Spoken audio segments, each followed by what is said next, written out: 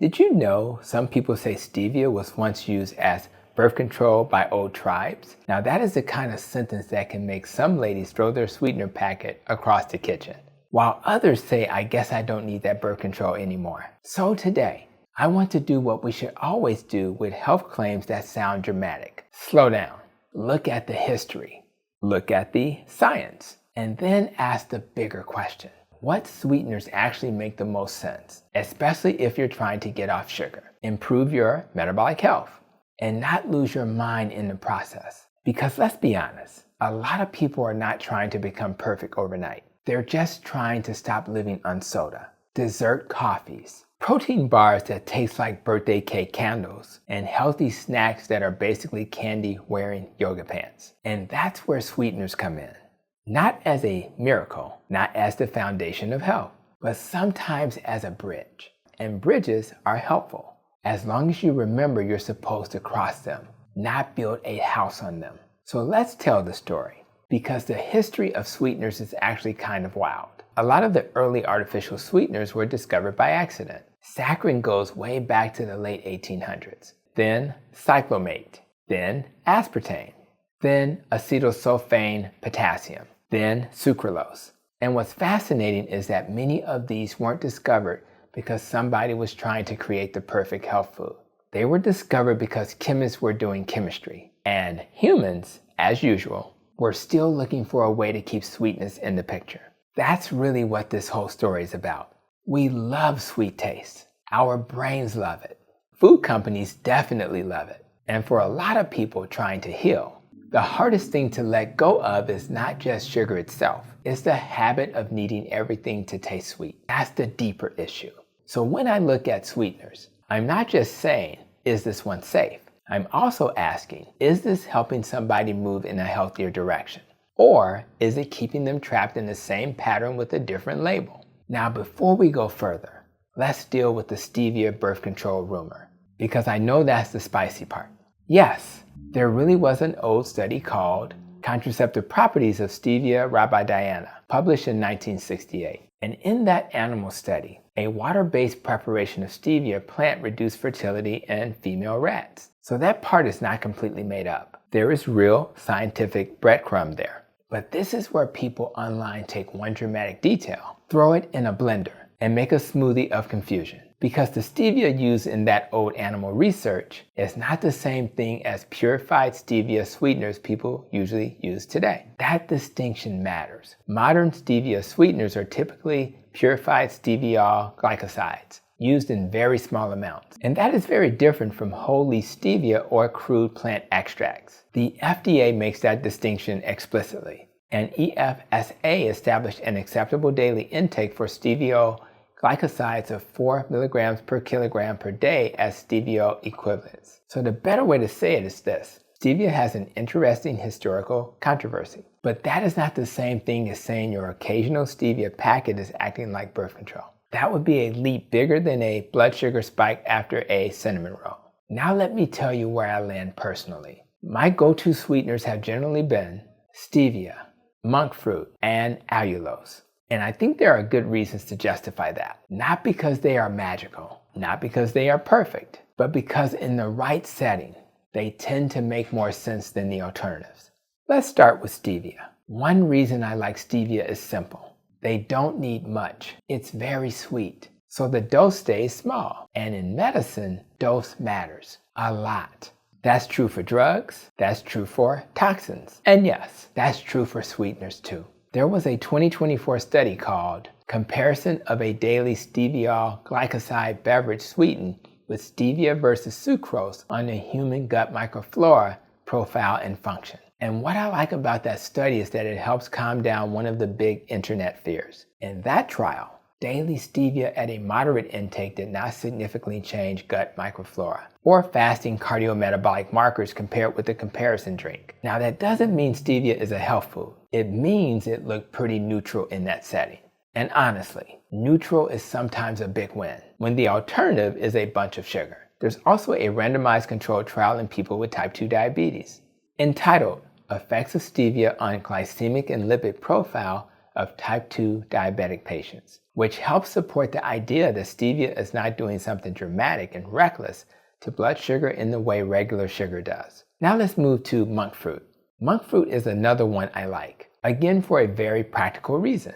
It's sweet in small amounts, and that keeps exposure lower. There's a study I definitely mention on screen because it's easy to follow. It's called Effects of Aspartame, Monk Fruit, Stevia, and Sucralose Sweetened Beverages on Postprandial Glucose, Insulin, and Energy Intake. And the basic point is this: the monk fruit and stevia beverages did not act like a big sugar hit. They did not produce the same kind of post-meal glucose and insulin response you'd expect from a heavily sucrose-sweetened drink. That's useful, because if somebody is trying to transition off regular sugary drinks, that matters. Now here's the catch with monk fruit. A lot of monk fruit products are blended with erythritol. So if somebody tells you, "Doc, I tried monk fruit and my stomach declared war," I'm not automatically blaming monk fruit. Sometimes it's the erythritol hitchhiking in the product. And that brings me to allulose.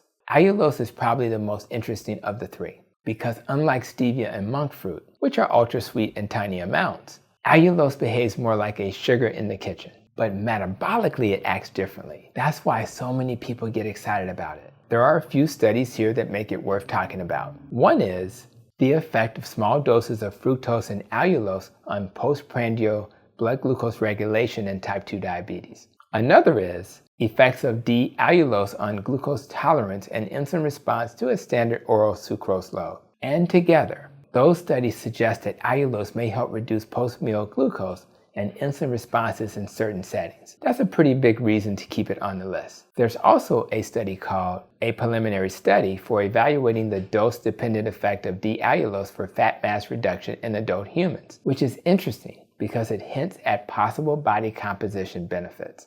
Now, I would not oversell that. I'm not going to stand here and tell people allulose is some fat-melting fairy dust, but it is interesting, and it makes allulose a reasonable option to talk about. The downside: too much allulose can absolutely bother your gut. There's even a study called Gastrointestinal Tolerance of D-allulose in Healthy and Young Adults, which basically confirms what people with sensitive stomachs already knew the hard way. Too much can become a bathroom emergency. So when I say I like allulose, I mean in reasonable amounts, not in let me pour half the bag into this recipe and see what happens amounts. Now, what about the others? Let's move through them without turning this into a horror movie. Saccharin is actually a good reminder that science evolves. Years ago, people were alarmed by rat studies suggesting bladder cancer risk. Later, researchers found that mechanisms didn't translate well to humans, and saccharin was removed from the U.S. report on carcinogens list in 2000. Aspartame is one of the most studied sweeteners on the planet, and this is where people get confused, because they hear one headline and assume the case is closed. In 2023, IARC classified aspartame as possibly carcinogenic to humans, while JECFA kept the ADI at 0 to 40 milligrams per kilograms per day, and the FDA continues to list 50 milligrams per kilograms per day. That sounds contradictory, but it really isn't. One group is asking, could there be a hazard at all? The other group is asking, at the doses people actually use, what is the likely risk? Those are not the same question. Sucralose is another one that gets a lot of attention. It's popular because it's sweet and heat stable, but it may not be totally inert for everybody. The study, Sucralose Affects Glycemic and Hormonal Responses to an Oral Glucose Load, suggested that in certain people, sucralose may influence glucose and insulin responses. Then you've got the microbiome conversation. That really took off with studies like artificial sweeteners induce glucose intolerance by altering the gut microbiota, and later, personalized microbiome-driven effects of non-nutritive sweeteners on human glucose tolerance. My takeaway there is not that every sweetener destroys every microbiome. It's that people are different. Some people seem more sensitive than others, and that is exactly what many of us see in real life. Now, sugar alcohols, this is personal for me because I do not tolerate them well either. If your stomach is sensitive, sugar alcohols can be a mess. Bloating, gas, cramping, bathroom regret. That's not weakness, that's physiology. Reviews of polyols show dose-dependent GI symptoms, especially in people with IBS or sensitive guts. Erythritol is a little more complicated because it tends to be better tolerated than some of the other sugar alcohols. But it also got dragged into controversy after the 2023 paper, the artificial sweetener erythritol and cardiovascular event risk. That study found an association between higher blood erythritol levels and cardiovascular events, and it raised concern about clotting risk. But association does not prove causation. And the FDA has pointed out the observational part of that paper does not prove that consuming erythritol caused those events. So my take is balance. If someone is using lots of erythritol every single day, especially if they are already high risk, I think it's fair to be cautious. But I'm also not going to act like a small occasional amount is the end of civilization. And that brings me to the big picture. If someone is transitioning from the standard American diet into low-carb, keto, or carnivore, sweeteners can help. They can make the transition easier. They can reduce sugar exposure. They can help people get off regular soda, dessert drinks, and ultra-processed junk. That matters. But the end goal is not to become the valedictorian of sugar-free brownies. The end goal is to retrain your palate, to need less sweetness, to stop treating every meal like it needs a curtain call. So here's my bottom line. Sweeteners are tools, not angels, not demons, tools. And if I'm choosing go-to options, I still feel best about stevia, monk fruit, and allulose. Why? Because they can work in small or reasonable amounts, they generally make more metabolic sense than sugar, and they can help people transition away from the bigger problem, which is sugar overexposure and ultra-processed food. Use them strategically, read labels, watch blends, keep the dose reasonable. And if your gut says absolutely not, please listen. Your intestines are many things, but sapto is not one of them. I'll see you in the next video.